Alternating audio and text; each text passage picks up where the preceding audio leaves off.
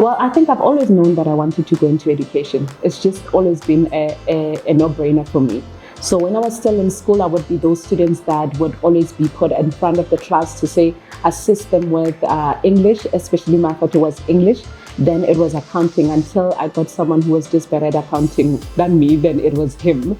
Then I would do the English one. So I think I always knew, even though I was discouraged at a very young age to not go into education, and funny enough, by my own very teachers. But I've always known that I wanted to embed what has been embedded in me and then pass it on to other people, which is what education is. Taking on knowledge and then taking it and passing it on to other people. So I've always known.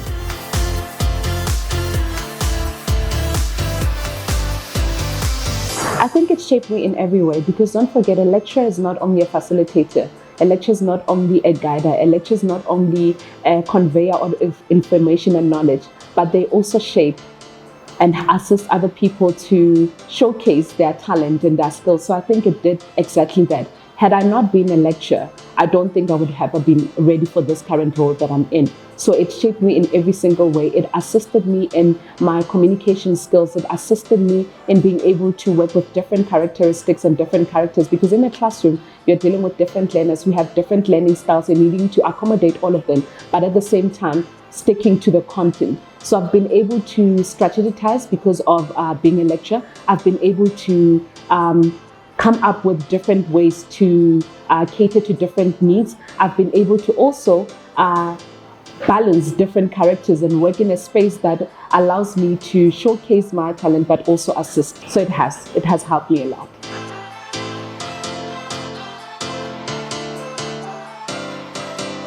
Oh, the one thing I love, I think it's because it's outside the box. So coming from a space whereby I come from a context space where you are seeing the learner, you're seeing their facial expression. You can see when this one is not participating, you can promote participation. Online learning has allowed me to tap outside and think outside the box. Is that allowed me to also align more in technology and find ways of incorporating technology into the teaching and learning strategy. And right now we are moving in a world where technology is our core. So it has been immersive. It has been great. So what I've loved more about online is that it has showed me that I don't know anything. Hey, I've learned a lot.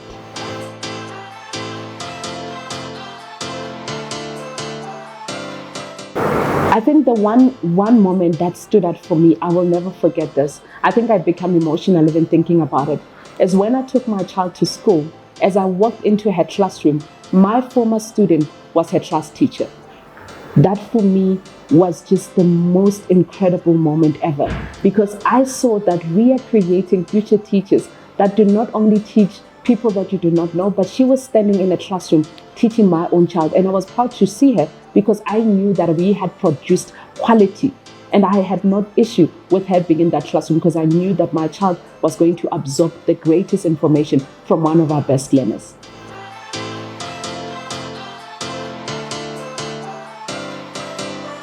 By choosing not to fail, and by knowing that I'm not perfect, and by understanding that every day is a learning curve.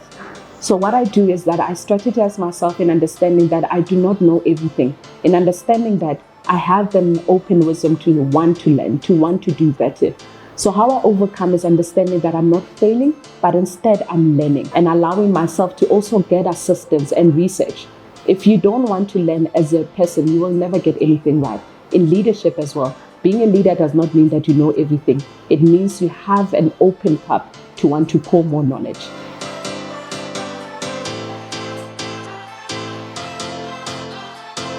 Come on now, come on now. Her impact to me means that her invisible crown that is still shown.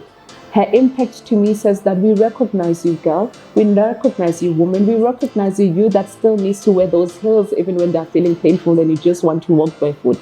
It means that you that still needs to work in that kitchen even after those late meetings. You that still needs to prepare those kids for school even when you're exhausted. It means that you that still need to mentor the young girl that is still looking up to you, and yet you are so exhausted and you don't want them to see the flaws. It says you are recognized. So for me, it means that women are still being recognized beyond the times that we had to be the mbogoto.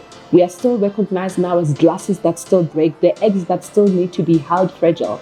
But we are still saying that the mbogoto has been evolved, whereby evolution of a woman is no longer a strong woman that holds it where it's burning. But we are saying that when it's burning, let it go. But instead concentrate on things that can grow you, things that will groom you, things that will not make you this woman that needs to break down. But instead we are saying that look at us. We still can be Mbogodos, but in a different evolution. If technology can evolve, why can't a woman of power evolve as well?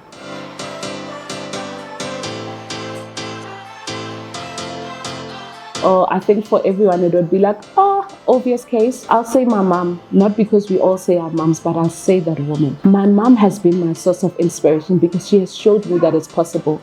A woman who had a permanent job at the age of 54. A woman who continued to aspire and chase her dream, even when she was seeing that the ages have gone. My mom has always wanted to be a nurse. She never let go of that dream. And I'm speaking today, that woman has achieved that dream. I'm speaking to a woman who owned her first car at the age of 57, but never stopped for it to be a dream. I'm speaking about a woman who, when I got 80%, would ask me, was the 20%? Not because she was not proud of me, because she showed me that I can still do better, that it is never enough to chase your dream. You should also put in work. I think we take advantage of the fact that when you dream big, you think that is enough. My mom taught me that dreams without action and strategies to implement, it's never enough. And she showed me that. And she showed me that anything is possible when you put the work and when you put God in front. So my mom.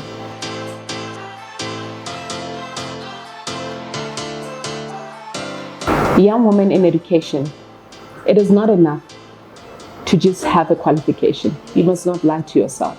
It's not enough. They say education is the key to success, definitely. But at this day and age, everything else is the key combined with your education. Your paper will get you this far. I've always told my students to say that how many have had distinctions on their academic record but still did not get the job? Because your education can only get you that far. Learn to network. Learn to understand that you are not an island. Everyone needs someone in order to be able to succeed. And for now, your communication skills are everything. So equip yourself with knowing how to present yourself. People want people who are able to articulate their ideas and thoughts. Because once they're in your head and you're not able to articulate them, they're just their dreams. So once you understand the power that you have within your tongue, we've always heard about, they say that the tongue is as sharp as a sword. It's meant. Many doors have been able to open for me because I've been able to articulate my ideas, my thoughts. Become the voice in rooms that matter.